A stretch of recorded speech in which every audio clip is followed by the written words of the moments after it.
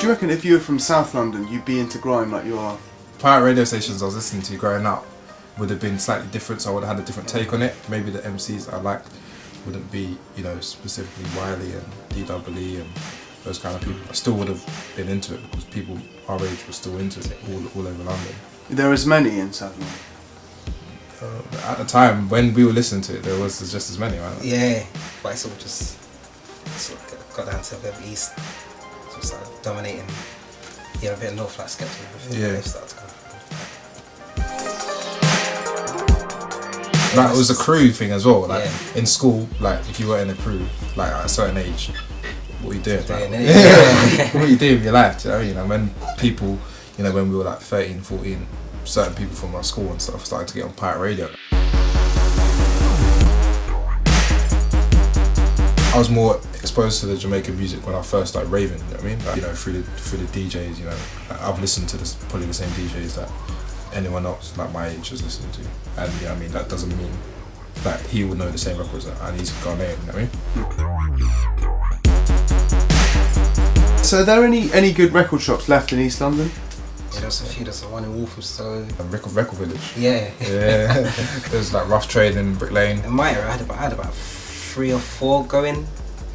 Really? And they all. What are they called? In Ilford? Yeah, it was Record Box. The last one, the shop's like Rhythm Division. Yeah. Rhythm Division? Yeah. Where's that one? In Bow. What was the vibe? Did you bump into people in there? And that Yeah, kind of everyone like. Who did you bump into there? DJs, MCs like Maximum. I met Maximum in there.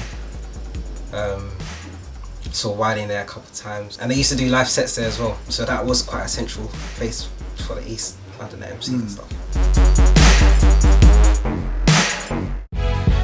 Hold on to your girl. Hold on to your girl. Just looking at it, man, it's a beautiful city. Okay. Do you know what I mean? I'm very proud to be like a Londoner. Do you know what I mean? I'm an East Londoner. So when you were growing up in Silvertown, what are the summers like then? Yeah, man, it kind of exposed me to a lot of like music.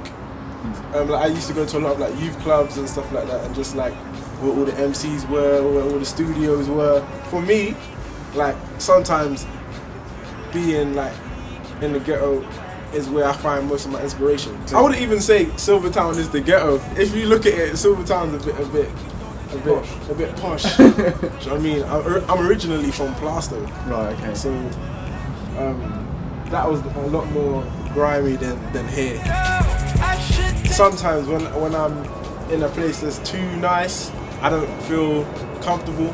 I feel like it's like there's not enough people. I like the community and I like the fact that everyone knows everybody. And I think that's when I make the greatest songs, when I've got my friends in the studio, you know what I mean? Like everyone's like cracking jokes and makes London for me. It's the people rather than the actual like architecture and all that, the buildings and stuff. So You don't want to break. multiculturalism doesn't work. I think it's interesting. It's just like when you make a little mix of alcoholic drink. Do you know what I mean? It's like sometimes you get something interesting when you mix cultures. And yeah, I mean, I'm originally Nigerian, and it's, for me, my being here is a mix. Yeah. Already, do you know what I mean? And I think it's changed UK music. Do you know what I mean? Me being here, I think definitely. I don't think it's a bad thing. I think it's a great thing. I think it kind of opens people's eyes as well. When you have someone that's from this side of the world and this side of the world, that kind of appeals to everyone.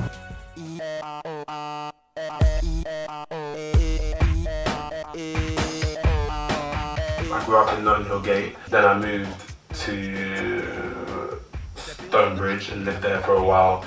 Then I lived in North for a bit, then East, then came here. I first heard about the electro scene, 2006, 2007. The whole Shoreditch electro thing, the whole antisocial nights, and a biography of what it was. It was colour, it was freedom, it was true, honest fun. It was a place to kind of dress up and be as creative as you like, as expressive as you liked. You could do things that you just, that you just wouldn't do. I made some really good friends there. Everyone was really creative. Everyone was really friendly. There wasn't any bitchiness or any, you know, it just felt like a community that I could be myself in, and kind of opened my eyes to a whole new thing. It made me realise that I wasn't alone in wanting to be flamboyant or to, you know, be seen or to show off or to, like, everyone was there to do that.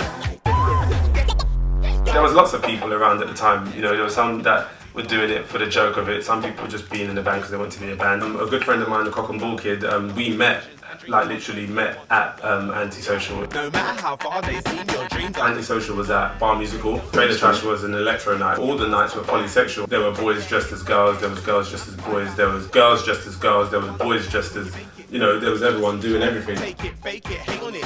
Never giving you a boost, always drinking your juice. Those are frenemies, let them loose. But they say they can't get it up. Fake friends, Can all be up. at the top, no one can block your Drop spot. them